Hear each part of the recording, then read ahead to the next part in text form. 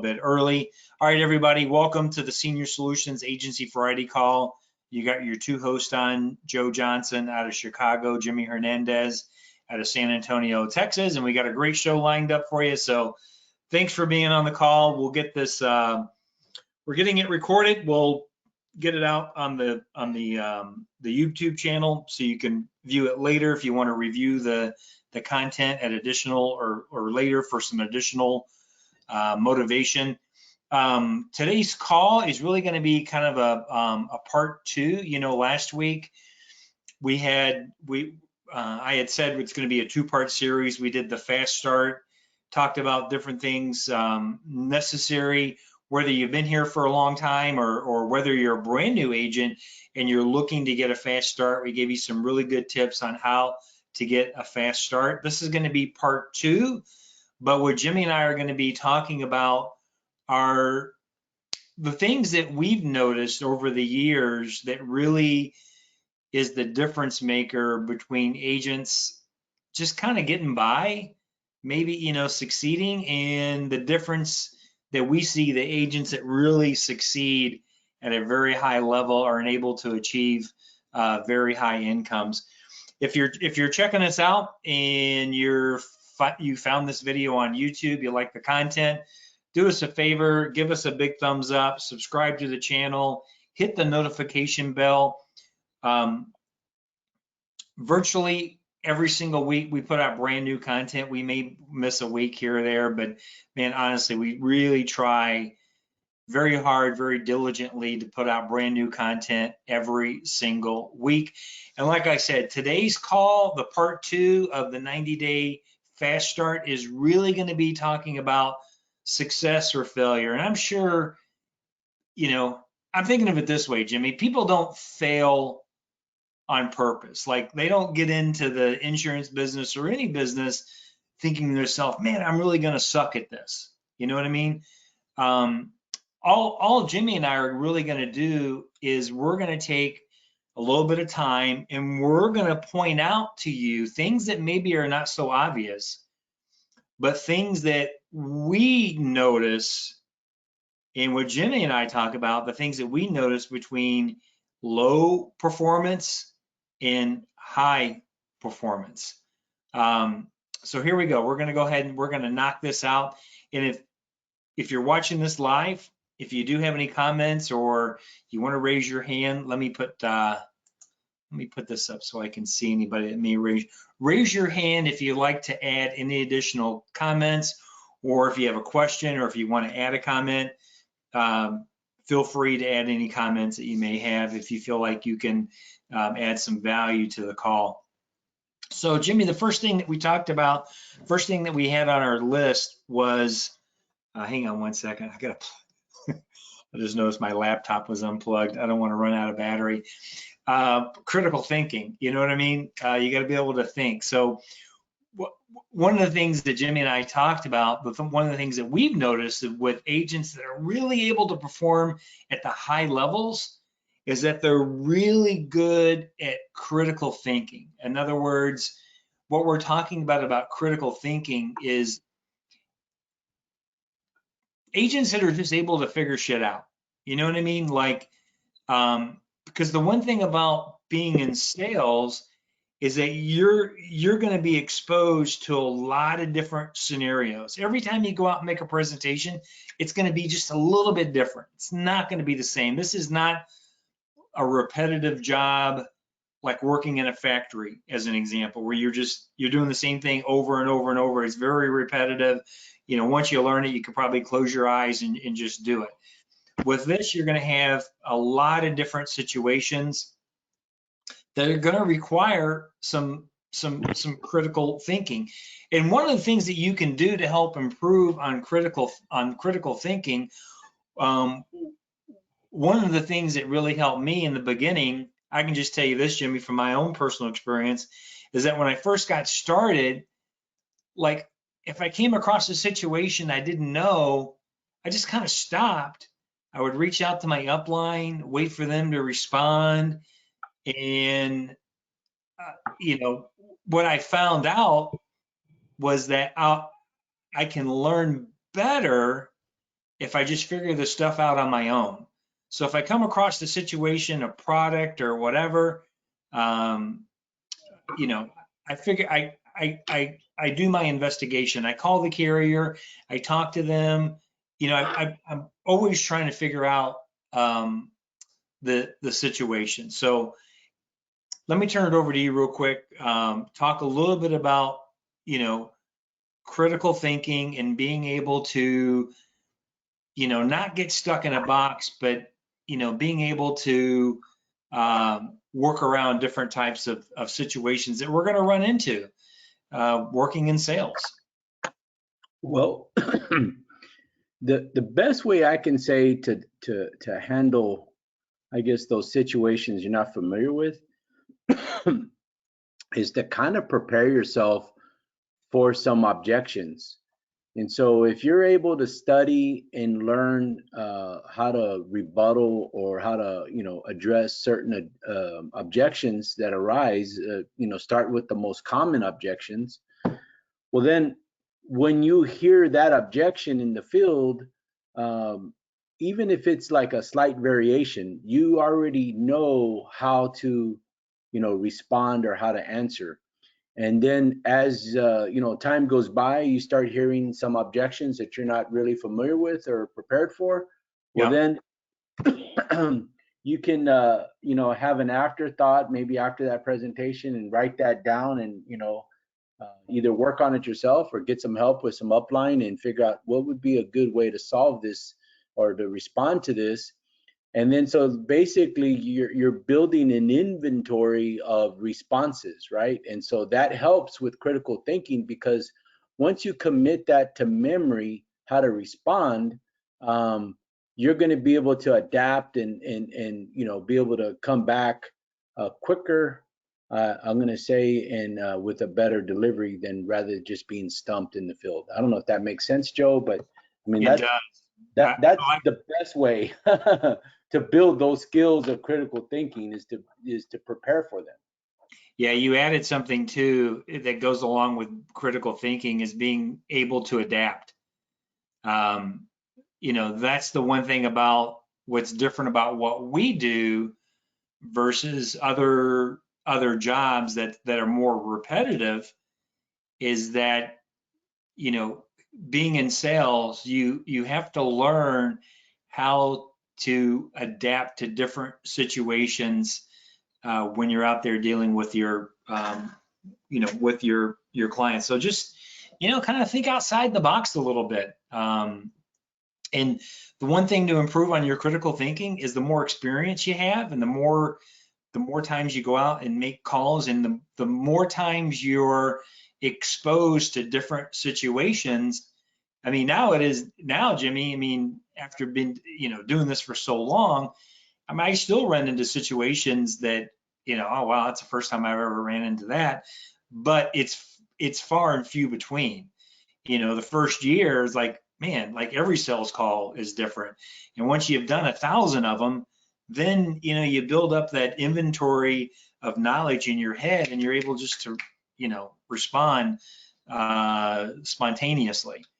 The second thing that we talked about is being coachable. I mean, maybe that's obvious, maybe it's not, but I'm just telling you guys, the agents that Jimmy and I see, including ourselves. I mean, I just think about how coachable you were in the beginning. I think about myself, about how coachable I was. You have to learn to kind of drop your ego a little bit, because here's what I can tell you. The best leaders in the world, before they were leaders, they were the best followers. Good followers make good leaders. So learn to follow by example. Learn to follow the person that you're working with, the person that is your mentor in this business that's giving you the direction. Man, be humble, lower your ego. So many times, Jimmy, we see the agents that don't succeed, unfortunately. They're the ones that, you give them direction and they go, yeah, but they never do it. They don't track their numbers. We tell them, man, you need fresh leads every single week. And what do? They buy leads and then they try to work those leads for 6 weeks, and then they're out of money and they don't have money to reinvest. And if they do reinvest, it takes them 3 weeks to get, leads. They just don't follow the system, and they're not coachable. So if you really want to up your game and you really want to propel yourself from being an average producer to being a high performer, is we all have to be a little bit humble, bring our ego down a little bit and say, you know what, I'm going to be coachable, and it'll make all the difference in the world. Let me turn it over to you, Jimmy, for your added comment on coachable. Yeah, I don't remember the guy's name, but I'm probably sure you're gonna remember this story, but it's probably been 3 or 4 years ago. I don't know, but we had some guy come on board, and he was supposedly like going to be this really hot producer, and he had switched agencies, like 3 or 4 times in the previous 2 years. And so when we asked him why he was switching, he said, well, because they don't have a good training program and I really need training. And so we brought him on board, and shortly after that we realized that like he was totally uncoachable. So like all he did was complain about lack of training from the previous agencies, but whenever we tried to give him any sort of direction, it was like he knew his way was better and he wasn't gonna. Do you remember that, Joe? So Well, I'm just being honest. You're describing a lot of people. okay. So we ended up pulling the plug and just cutting them loose, like, shortly after 30 days of being on board. We're like, no, I didn't want to work with them. You didn't want to work with them. It's like, Yeah, I remember he kind of had a shitty attitude, but we said, well, we'll give him a shot. And yeah, I don't remember his name because he wasn't around very long, but he just, moaned and complained about everything, which kind of brings us to our next topic, which is, I'll let you finish up on coaching, and then maybe you can segue into, how important our attitude is in this business. sure. So I guess the point of the story is like, if you're not where you want to be and you reach out for help, and, whether it be Joe, myself, or somebody else is coaching you, follow those instructions. Like, even if it's, in your mind, you might have to say, well, I don't feel comfortable doing it that way, or I like it this way. Just say, well, I know that I need improvement, so let me put my thoughts aside and just follow the direction that my coach or mentor is giving me. Let me try it out and let's see if I get a better result. Right? So either, if you put your, thoughts aside and do it, then you're going to prove yourself either right or wrong, right? But at least you'll know for sure. So, I mean, just follow instructions is the best thing I can say. So, and then have the right attitude, so, like Joe said, to segue into attitude, it's all about attitude. Everything's about attitude. If you have the attitude that you want to learn, that you want to improve, you want to do the best thing for your client, and you have the right attitude, you're going to be successful. If you have the attitude that, it's all about you, you don't really have any personal rapport with the people you're working with, you don't really care about those people, they're just numbers to you or just dollar signs to you, well, you're not going to get very far, because you always have to make it about your client. Whenever you do the best service and you put their best interest first, then you're just going to be successful naturally, right? But you have to have the right attitude. You kind of have to have a serving attitude, if you will, when you're working with clients. And just think about that coach slash student, or teacher slash student, mentality. If you're the student, then be a student, and not be the teacher, right? So let the teacher teach, and then follow the instruction. So I mean, I'll give it back to you, Joe. Well, a couple of things on you said attitude is everything. You couldn't be more right.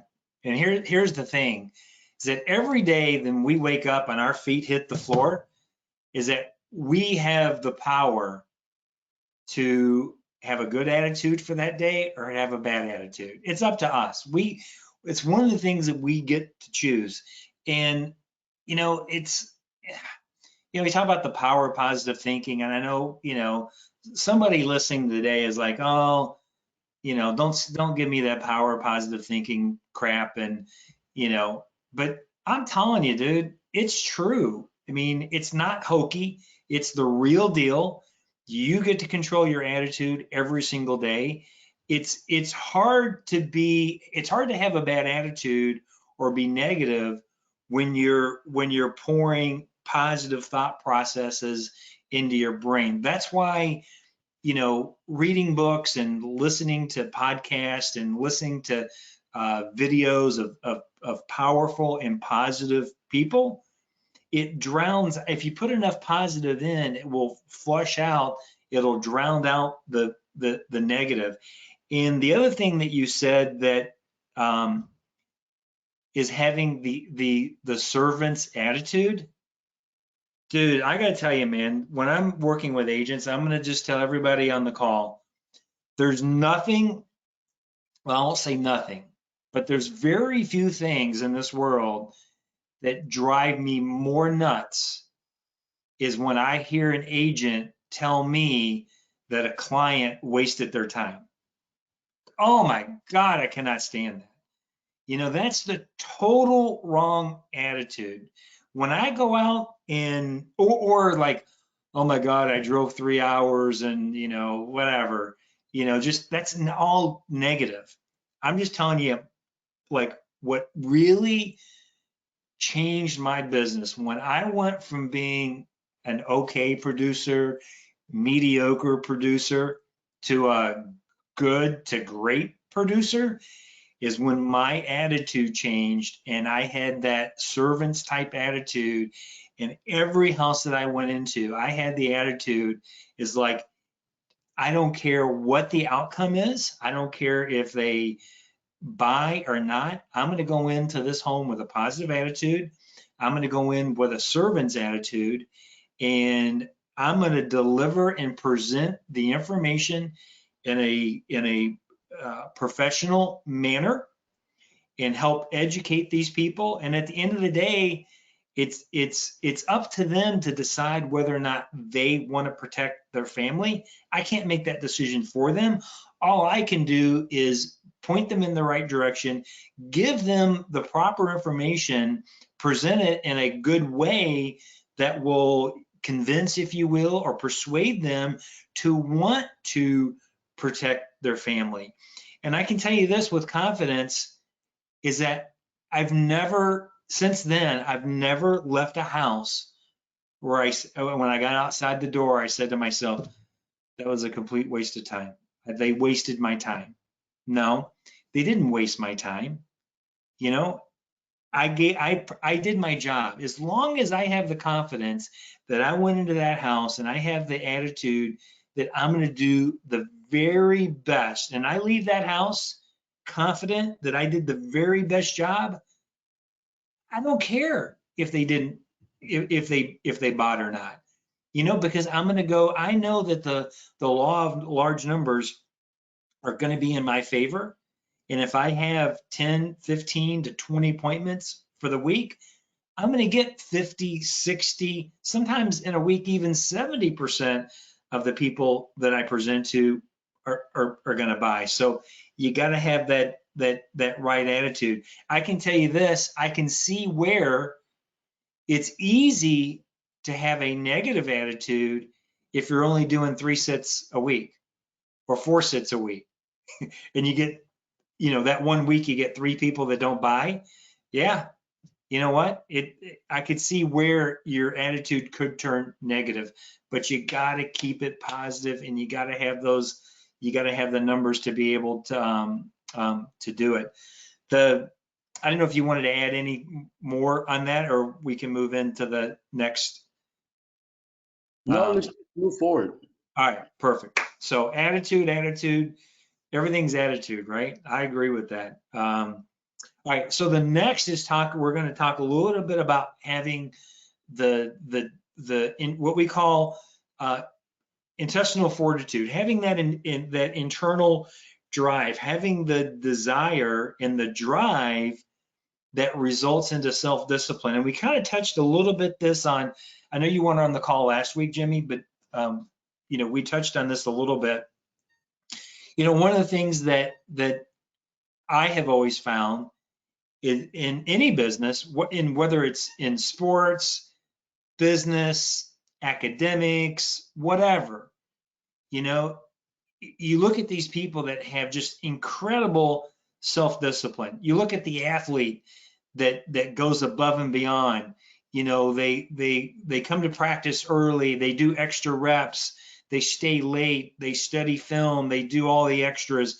If it's academics, Jimmy, you know about academics. You were the valedictorian of your high school. I'm sure you studied a little bit, you studied a little bit extra to do that. People that want to excel in academics, they don't do the bare minimum. They do extra. And you're looking at these people externally, and the salespeople, the agents that are going to extra conferences, or they're staying up late to study products or watching videos on how to overcome objections. They seem to have this incredible self-discipline. And if you're looking at that, if you're looking at this person, regardless of whatever they're excelling in, and you're looking at them and you're thinking to yourself, man, I wish I had self-discipline like that. I just don't have the self-discipline. You know why you don't have the self-discipline? It's because you're lacking the desire. Because when you have the desire, when you have it inside you that you want something so bad, if you want to be the top in your class, if you want to be the best athlete out on the field or the court, whatever sport you're playing, if you have that desire, self-discipline comes natural. Self-discipline, here's what I want to say, Jimmy. Self-discipline is a byproduct of having high desire. So I think self-discipline, drive, or desire, drive, self-discipline, I think they all go kind of hand in hand. Let me get your take on that. Yeah, I can give you an example here at home. I'm not going to use the name, so hopefully nobody narrows it down. But we have two girls that both graduated last year. One, is like a year older, but because the way her birthday was, she had the later start. But anyway, they both graduated last year, and we bought them cars. We bought them both cars, right? And so, just paid cash for them. And the one that I want to talk about, somebody ran into her car when it was parked. She wasn't in it, but they totaled it. Like, this truck just totally demolished her car. So she has the cash that the insurance company gave her. We put in the bank account. She has a full-time job. She worked with my wife at the hospital, and they work 12-hour shifts. And because of that, they work 3 days a week and they have 4 days off. Well, she's not very motivated to work. So it's kind of like works in her favor because she doesn't like working, right? So like those 4 days off, she really loves it. And she wanted to buy a new vehicle, but she doesn't really have enough to get what she wants, And at the hospital, they have a promotion going on right now because they're so short-staffed that if they would sign a 1-month contract, they could work 5 days a week, not 3 days. So they're going to get some extra overtime. But if they hold to their contract, on top of all the overtime at the end of the month, they'll get an additional $3,700 bonus for doing that. Right? Wow. And so that's pretty strong. If you do the math, that's probably more than doubling your income for the month. Oh yeah. The And extra 2 days plus the overtime and the 3G bonus. especially for her, it's an entry level position, right? Yep. So she didn't want to do it. And I had to really like sit down and kind of try to motivate her, pump her up, and say, look, you really want a car. You need to go and take advantage of this opportunity because that's what it's there for. You can take that extra $3,700, add it to the money you already have, and put a significant down payment to get the car you want. Yep. And she says, well, I just want your Forerunner. Why can't I just have your Forerunner? You don't really use it that much anyway. Just, like, no, that's my Forerunner, right? You want a Forerunner, you go get it, right? So that's what she really wants. So I said, I had to really pump her up. So she committed to it. She just finished her first month, man. She's worn the hell out, but she's all happy because she's going to add that to what she already has saved. She's close to $10,000 now that she has that she can use for a down payment. But Wow. she didn't realize how expensive cars are, right? So I told her, well, sign up for another month, right? Do it again. Yeah. So, but she's starting to learn, right? She's starting to learn, like, okay, the desire to have the car that she really wants pushed her to drive herself to do what she didn't want. And now Right. that she's got a taste of it, she wants to do it again, right? So, I mean, like, I don't know if that helps or not, but like, sometimes you just don't have that desire and you got to figure out what is going to motivate you. Maybe it's a car. For a lot of people, it's a car, right? Maybe they're Yep. not driving what they want. Well, go out, go get the brochure for the car that you want, put it on your refrigerator, on your mirror when you get dressed in the morning, and look at it every day. You put it inside the car that you're driving now. Let that motivate you. Maybe you want to buy a house. Maybe you're a renter and your motivation is to buy a house. Well, go get some pictures of the house that you want. Like, there's different ways that you can do to motivate you, but having a visual reminder on a daily basis works for many people. I know that worked for me many years ago. There was a truck that I really wanted, and that's what I did. I went to the dealership, test drove it, got my hands on it, fell in love with it, picked the color I wanted, got the brochure, put that brochure in my office, put it at my house, and I looked at it every day. And I realized that goal a lot sooner than I had set myself to achieve it. So, I mean, if you want to, build that desire and drive up, you got to, figure out what's the best way to motivate you. So there you go. Yeah, it's good to have that.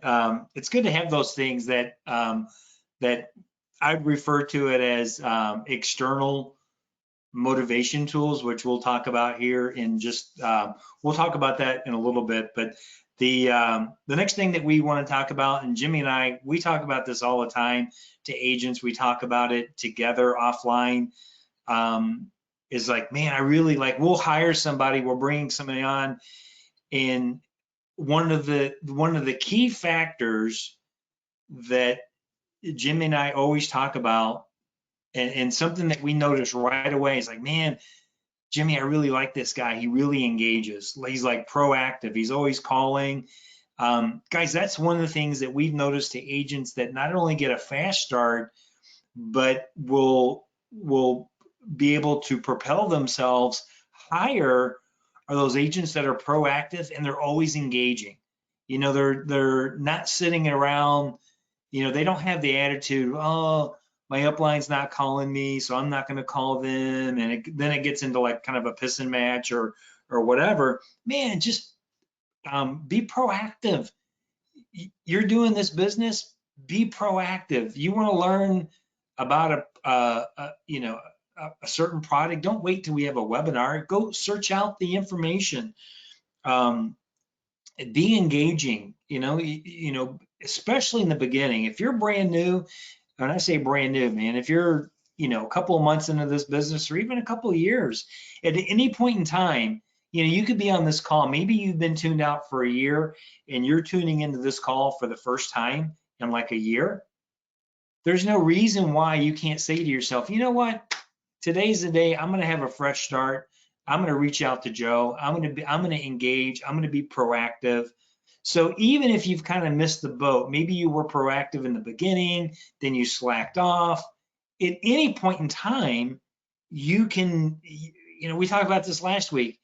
It doesn't matter how long you've been doing this. You can, every day you wake up and the sun comes up, you have the ability to give yourself a fresh start. So engage into the system, engage with your upline, engage with the carriers, and be proactive. Don't wait for stuff to come to you.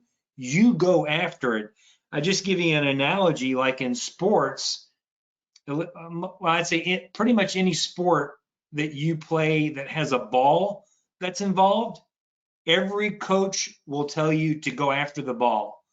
If you're a wide receiver and the quarterback throws the ball, you don't wait for the ball to come to you. You go to the ball. If you're playing basketball and a pass is being thrown, you are proactive. You're going after the ball. If it's a baseball and it's hit, you don't say, oh, well, if it comes to me, I'll catch it. No, you're proactive. You're tracking it. Tennis, you got to go after the ball. You don't wait for it. You don't react and then be reactive. You got to be proactive. And that's just one thing that we've seen, that agents that have a fast start, not only have a fast start, but able to get through the learning curve very, very quickly and to have great careers, is because they're always proactive. They're always thinking ahead, and they're not waiting for things to think of some other things too. With like in sales, sometimes we'll have agents that will if they have a question about a certain product, they don't know how something will work, and they won't proactively engage to figure out how that works. You know what I mean? Like they just, I don't know, give up or whatever. But Jimmy, tell me a little bit about your thoughts about agents and how being proactive and engaging can make the difference between succeeding, performing at a low level versus performing at a high level. Yeah, I mean, don't wait for it to happen, right? Make it happen. Do what you need to do. So, I mean, I'll give you some examples. I mean, sometimes Joe and I get really busy, right? And we may not be that accessible every day. So, I don't know. I'll give you a real life example. Let's say you're wanting to do a case and it's kind of out of your normal range. Maybe it's an IUL or something, and you're trying to get a hold of your upline. They're not available. Well, why don't you be proactive and call the carrier and ask them to walk you through it? Ask them to create the illustration. Like you know what I mean? You don't have to wait on us. You can do it yourself. Uh, don't don't ask me to teach you how to use the illustration software. Call the carrier and ask them to teach you. Like be proactive. uh I mean, that's one thing. Engage with us. So I mean, we do want to hear from you. We do want to work with you. So don't think that, oh, well, they're too busy. Jimmy just said that they're not always accessible. I'm not even going to bother them. No, you still want to reach out, shoot a text message. We can always respond to you. Maybe you're in the field and you have an underwriting question.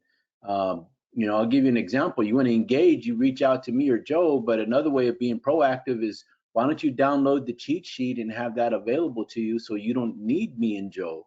Or if your question's not on the cheat sheet, call the carrier, ask for underwriting, and then tell them you have a risk assessment, and How then about find out from the carrier. FEX toolkit? Or use the FEX toolkit, even better. So, I mean, those are just different examples of being proactive, but also staying engaged. I'm going to say on the engaged part, you want to stay engaged with coaching, mentoring. You want to give us updates. Hey, I wrote this many apps today. I have an agent that's out in Houston that has been out of the pocket, or out of commission for just a little bit over a year. He was finally able to return to work, and he's all engaged. He's not only calling me every day, he's calling me multiple times a day, asking for this help, doing this. That engagement, uh, that shows activity. So his first week back, he wrote 5 apps. I just counted them this morning. I thought it was 4, but it was 5. So I mean, I'm really happy for him. But a lot of that comes from excitement, energy, engaged, just getting back into the swing of things. And he's hungry too. he's hungry. There's that Yeah. drive, He's and got the desire and the drive. he doesn't have fresh leads, right? Because he's been out of it. So 2 of those sales came from his neighbors in the apartment that he lives in. He started talking to people. I mean, he just opening his mouth, trying to look for business, and he landed 2 sales there. And then he went back and scrubbed some old leads and landed some other sales there. So I mean, like, guys, you just got to go after it. Yeah, we'll talk, Jimmy. Maybe there's something we can do to get him, since he's got the drive and the desire. Maybe we can scrounge up some leads, or maybe help him out with some. He used to work those leads from the Aged Lead Store, right? Yep. I just sent him 200 leads last night. So he's Awesome. good for a little bit. Awesome. Awesome. All right, guys. Well, enough about being proactive and engaging. Next thing Jimmy and I are going to talk about are being like motivated, inspired. That's really kind of where and we've hit on this, a few other things. It's very close to having the desire and the drive, but just having, people that are inspired just seem to just, figure things out. They seem to achieve at a higher level. Having the motivation as well. But here's the thing I can tell you about motivation. I heard somebody say this one time, is that motivation is like spray paint on a rusty car. It wears off. But motivation is good. It's good to be highly motivated, but just know this, is that motivation is something that has to be constantly, pumped up. That's why you see before, sporting events and, maybe other events too, but I'm always thinking about, sports, because I'm kind of a sports nut. But, the football teams, basketball teams, hockey teams, whatever, they're getting the rah-rah on, getting all pumped up and chanting and, getting their adrenaline pumped up. That's to have that motivation that can carry you through a game, 3 or 4 hours maybe. But after the game, it kind of wears off a little bit. But that's where the inspiration, that's kind of the difference between inspiration and motivation, and they kind of go hand in hand, but there is a difference. When you're inspired, it doesn't wear off.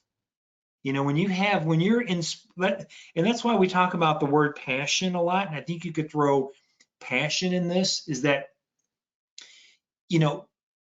being passionate about what we're doing will help you propel your career. And here's what I can tell you, is that you don't have to be necessarily passionate about life insurance to do this. You could be passionate about being the best provider for your family. You could be inspired, like, being able to provide the nice house, the nice cars, the nice bank account, whatever it is that motivates you. Be passionate about that. Be passionate about serving others. Be passionate and inspired about helping other, no matter how you're doing it. Maybe Jimmy talked about his wife and his daughter being nurses. Have that passion that you just love helping people. Maybe that's your drive. Life insurance is just the thing that you do. I don't know that many people that are really like super passionate about like life insurance. It's a product. We're more passionate about what life insurance does versus the actual product. We're more inspired about being able to help people to know that, when tragedy strikes, that the family's going to have money, so they don't have to have that financial and as much of a not only the financial burden but the emotional burden, that they have the funds necessary to take care of their family. So having that motivation, the inspiration, that's something that you can work on. Just think about internally, what is it that inspires you? Okay. I know most of the people on this call, I'm looking at all the names, just about everybody I see on this call has a family. You know what? If selling life insurance doesn't motivate you, have being an awesome provider motivate you, and just know that the final expense, IULs, and life insurance, that's just the vehicle that's going to help propel you to have that inspired or that passionate life. So I think they all, everything that we're talking about all kind of goes hand in hand. But it just seems like, Jimmy, to me, is that the people that really excel at that higher level, they just have that extra, it's hard to describe, so we're using all these words, passion, drive, inspiration, motivation. It's really one of those things that's it's really kind of hard to describe. Having heart, we didn't talk about having a heart, having more heart than talent. You got to have that, just that internal drive that really gets you. But I can tell you this, for me, is what inspires me is, I like the nice cars and stuff like that. But for me, it's just being a good, my inspiration is my family, so they can look, they can look at me, and if I were to die tomorrow, they can say my dad was an awesome provider. That's my internal, my family is my external motivator. That's what motivates me every day to get up and be and excel and try every day to be the very best person I can and do the best job that I can. It's my family. Anything you'd like to add about inspiration or motivation? Yeah, So we only have I guess one more topic. we probably all have, that family, inspiration. So I hate to be repetitive, but, you know, I guess my inspiration is I want to have the resources to be able to give my children whatever it is that, you know, that they want or need. So, I mean, I'm trying to think of some specific examples. One of my other daughters just recently moved out, got her first apartment, right? So, with that, she needs all kinds of stuff. Well, I'm able to help her and provide and buy those things, right? Furniture, new beds, stuff like that. Um, that's kind of like what I'm talking about. Or, something simple like my son, he's in golf and, he needs golf lessons. I was able to provide that for my son. Which reminds me, I got to do something on. Desi's in 5th grade, right? So next year he's going to a new school, and we want to take this as an opportunity to put him into a private school because he's going to have to change schools anyway. But my wife just told me about a private school here that has golf in it. Like they have their own golf course there. So I need to Really? that, yeah. And we like to take trips, family vacations. I like to take my wife on vacations where it's just me and her, and so, things like that motivate me, inspire me. So I try to do stuff. I mean, other motivation too is being able to save. Believe it or not, I look at numbers and I get excited. Oh, I'm going to put this percentage away and this percentage goes here, and that kind of gets me excited that I can stay on track, right? But when you're not making money, none of those things matter, right? The only thing that matters is paying that house payment or keeping the car note, Yep. So if you can get beyond that and get inspired and motivated, that'll take you into the next realm. Absolutely. Very good, guys. Just stick with us for about 5 more minutes. We're going to wrap the call up. Last thing that Jimmy and I are going to talk about is having that investment business mindset. And then Jimmy, if you don't mind, let me have you talk about that, and then I'll just add any final comments or thoughts.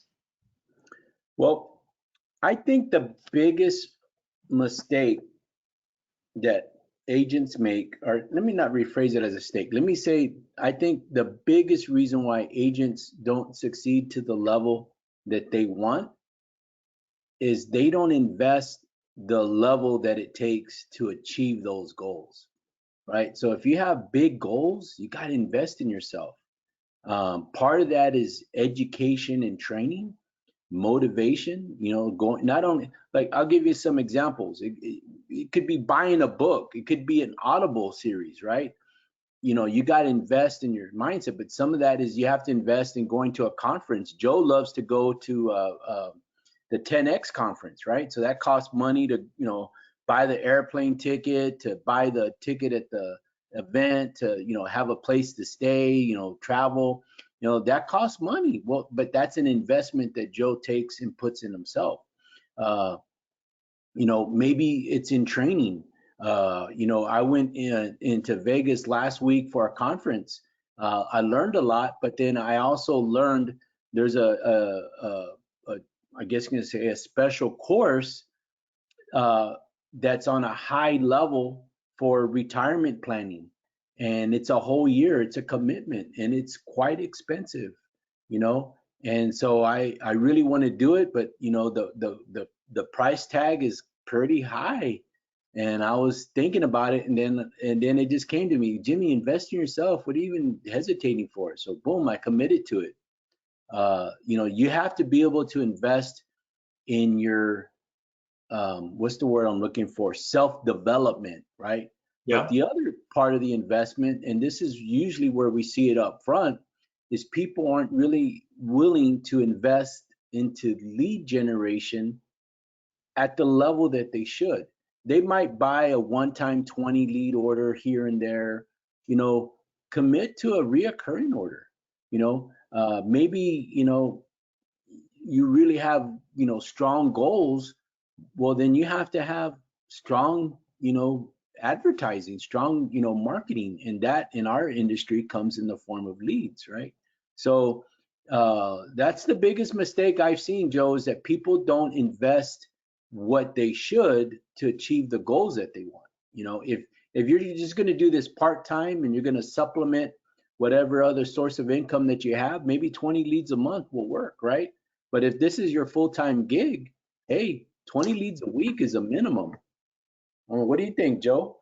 Yeah, I was just thinking about what you're saying, because last week, I don't want to confuse people. Last week I talked about, in order to succeed, we were talking about you got to work your business like a W-2 job, meaning, sometimes this is a business of contradiction sometimes. So you'll hear us say, man, this is a business, you own your own business. And then you'll hear me say, man, you got to work it like a job. So to kind of go with what Jimmy's talking about is investing, as I was just writing myself some notes, you have to invest in your business like it's a real business, but you got to work it like a job. Does that make sense? Like, yeah, I mean, you have to put the hours in. You got to put the hours in, dude. And what kills me is that you get people that they supposedly have a big dream, and they're coming, they don't want to be an employee anymore, but they were willing to trade time for money, 40, 50, 60 hours a week for someone else. And they come here and they think they're going to be self-employed, and now they only have to work 20 hours a week. You got to work more. When you own your own business, I hate to be the bearer of bad news, but you got to work harder than being just an employee, because you are the company. You're the president and CEO. Everything good or bad happens around you and what you do in your business. So we talked about last week, Jimmy, we said, we used the phrase, you got to invest in your business like your life depends upon it. And then to add on top of that, you got to work it. You got to work your job. You got to work your business as if your life depends upon it. It's not going to happen magically. We got a great system that works as long as you work it, but it's not this opportunity or any other opportunity, quite frankly, is not going to work if you don't work it and you don't put in the time, money, and energy. If you don't invest everything you got has to go into your business in order to make it work. I know a long time ago, I had to take the attitude, Jimmy, is to burn all my bridges. Meaning, like, for me, there's no plan B, there's no other options. Like, this is it. Like, this is my deal, and no matter what it takes, I'm gonna make it work. And that's kind of the attitude you got to, as far as making your business work. When I say burn your bridges, I mean, don't have a plan B. Like, have a plan A, and that's, running your business, and over time it will evolve, Jimmy, just like your business has evolved. I mean, you initially, when you got first started, you only did final expense, and then you moved into IULs. Now you're doing financial planning. Now you're taking a course on retirement planning. So the longer you do this, your dream will expand and your business will evolve. But man, you gotta do it as if it's got to be your business has to be everything to you. Yep. That's it, man. Anything else? That's it. Does anybody have any questions or comments or? Let me see how we're doing as far as time. Let me see if anybody has their hand raised. No questions or comments. Let me click through here. No, but we certainly, are there questions? I still haven't figured out how to use that for all these years. I still suck at doing webinars. The technology side, I got to get better at it. Well, that's it, Jimmy, man. Thanks for being on. I think this was an awesome call. Guys, we got it recorded. We'll get it up on the YouTube channel here as soon as possible. Hey, Joe, did you want to announce the Harlingen meeting? Oh, go ahead, Jimmy. Yeah. November the 4th. You've got the details. Let's go ahead and make a quick announcement. Okay, so I guess what I'm just gonna put it like this: we're gonna be in Harlingen for training on Thursday, November 4th. That's Harlingen, Texas. So if you're in the area, maybe you want to fly in. You can meet with us. If you're interested, reach out to Joe or myself, and we'll definitely get you the details of where we're going to be. And if you stay to the next day, we're actually going to have a golf day, so that's going to be a lot of fun. But come down. We're gonna do some training that Thursday, November 4th. Yeah, it'll be a good time. I'm looking forward to it. All right, everybody. God bless. Have an awesome weekend. Jimmy, awesome call today, brother. All right, take care, everybody. Have a great weekend. All right, man. Bye, everybody. Bye-bye. All right.